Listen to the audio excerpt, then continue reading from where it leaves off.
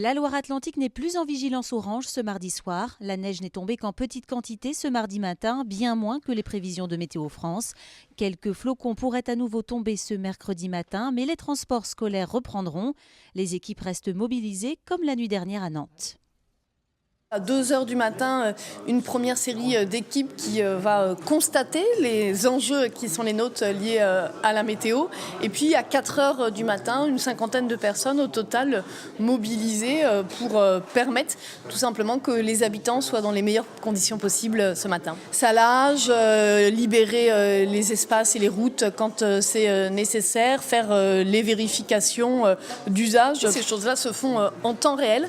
À partir de la situation, les équipes sont très mobilisés.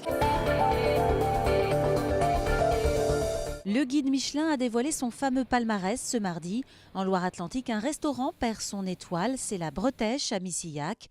On compte toujours 2 restaurants 2 étoiles, Anne de Bretagne à la Plaine-sur-Mer et le Manoir de la Boulay à Haute-Goulaine, ainsi que 2 établissements 1 étoile, l'Atlantide à Nantes et la Mare aux Oiseaux à Saint-Joachim. À Nantes, les machines de Lille rouvrent ce samedi après la pause hivernale. L'occasion de présenter les nouveautés pour 2018 avec en ligne de mire le futur arbre au héron. Éric Egon. Il a fallu près de 3 mois pour le revoir sous les nefs. Le grand éléphant a subi une cure de jouvence méritée car en 10 ans, le pachyderme a parcouru près de 20 000 km. Les bois ont été poncés et revernis, les structures métalliques complètement revues et surtout, il bénéficie dorénavant d'un tout nouveau moteur hybride. Il n'y a plus à 450 chevaux diesel, il n'y a plus qu'à 140 chevaux diesel, mais avec 800 kg de batterie. Et c'est un éléphant hybride comme Longmar. Ce sont les machines les plus grosses au monde montées en hybride. Voilà, donc il va polluer 20 fois moins le moteur et il y aura toute une partie de la traversée des nefs qui sera silencieuse en mode électrique. On le rechargera la nuit. Il se rechargera en roulant comme une voiture hybride. C'est le dernier né du bestiaire des machines de Lille, le colibri géant, 1,50 m de long. 5 moteurs électriques sont nécessaires pour lui donner vie. Il sera visible à partir du 10 février prochain.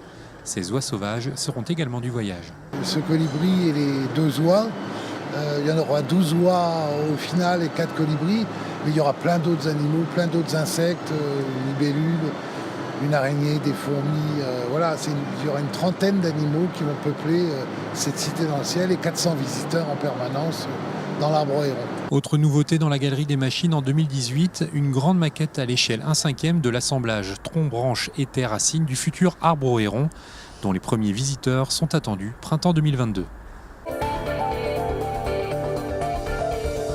C'est sous le soleil et accueilli par une petite flottille que Philippe Berquin et Gilles Pontieux sont arrivés au Robert sur la côte est de la Martinique ce dimanche. Partis le 14 décembre dernier des Canaries, les 2 hommes auront mis 52 jours pour parcourir 5000 km à bord de leur embarcation de 6 mètres de long. Durant ces 2 mois de traversée, ils ont dû faire avec des courants capricieux, des grains retournant à plusieurs reprises le bateau, sans compter une humidité permanente. 52 jours de mer, c'est très long, vous avez raison, surtout que sur des bateaux comme ça, en fait, on a 3 mètres carrés d'espace vital, en gros. C'est très inconfortable, ça roule beaucoup, c'est très humide. Donc, vous imaginez qu'après 52 jours de mer, l'arrivée, c'est une grande délivrance, une grande fierté, une grande joie d'arriver au bout d'un projet qui est en préparation depuis plus de 3 ans.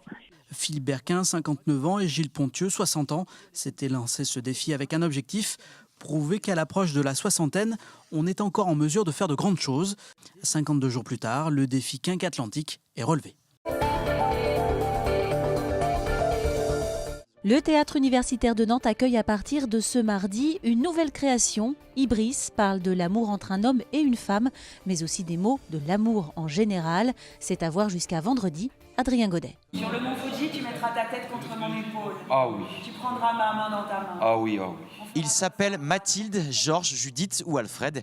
Ils sont surtout 2 êtres humains qui parlent et vivent d'amour dans une parole lancinante, incessante. L'idée, c'était de confronter aussi nos 2 rapports à ça dans la vie, enfin chacun. Donc déjà, ça, en ça, ça raconte une autre histoire, une 3e histoire. On parle d'amour différemment parce qu'on a construit notre discours sur l'amour à 2. On a dû comprendre la vision de l'autre, ce jeu-là de nos 2 rapports à nous, intimes à l'amour, créer le jeu et créer le théâtre. Il aura fallu 3 ans et demi de maturation à ces 2 auteurs-interprètes qui se sont rencontrés à Rennes sur les bancs de l'école du Théâtre national de Bretagne. De passer sur un plateau de théâtre en tant qu'interprète et d'employer ces mots-là, on a toute la légitimité de couper, de réécrire, de bouger des choses. Donc ça crée un défi aussi, une énergie qui est très différente de quand on est dirigé par quelqu'un d'autre. Là, c'est nous-mêmes. Autre défi à relever, intégrer la musique live du groupe Selman Belinsky est comme une caisse de résonance aux mots.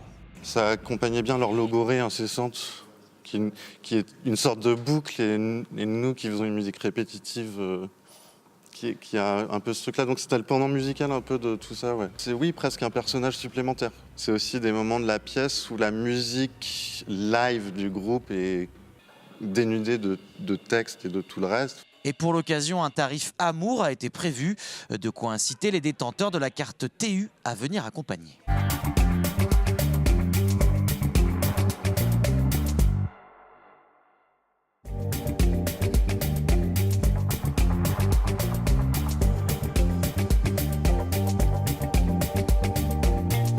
Je pense que c'était attendu et nécessaire. On ne pouvait pas rester dans une forme insatisfaisante. Il fallait appariement un vrai lien entre l'accès de tous les étudiants, c'est notre vocation, on est là pour ça, et la réussite. Et on ne pouvait pas séparer les deux. Donc les vraies questions sont posées. Sur le fond, très bien. Sur la méthodologie, la mise en place, inévitablement, c'est toujours un petit peu difficile, surtout que le temps est court. Il nous faut des vrais moyens.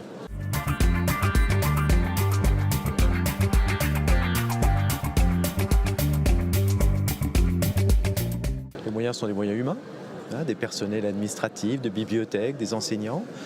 Des moyens bâtimentaires, là c'est sur un temps beaucoup plus long, mais dans un premier temps ce sont des moyens humains principalement. Cette année, c'est 25 millions d'euros qui vont donc être distribués. C'est sur un tiers d'année, donc ça veut dire que l'année prochaine, c'est 75 millions d'euros, puisqu'on passe en année pleine. Et puis de nouveau, 25 millions supplémentaires pour la rentrée 2019. Donc c'est comme ça qu'on a construit la partie budgétaire des 950 millions. La partie sur appel à projet, elle est de 450 millions d'euros. Il y en a déjà 130 qui ont été distribués au travers des appels à projets. Et ensuite, les recteurs ont à leur disposition des enveloppes qui ont été calculées au prorata, j'allais dire, des étudiants de première année dans les différentes académies, et donc travaillent avec les présidents d'université pour savoir où sont les besoins, où sont les filières en tension. Est-ce que c'est plutôt des postes, plutôt des heures complémentaires ?